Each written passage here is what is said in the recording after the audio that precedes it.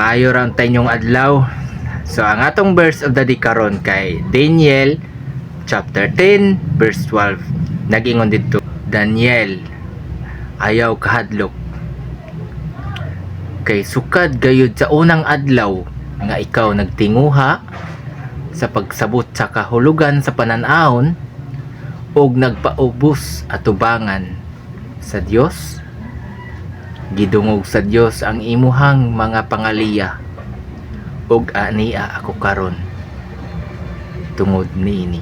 So ingana no kanindot no, basta naatay pangayoon sa Ginoo ug magpaubsanong kita waad unato ang garbo.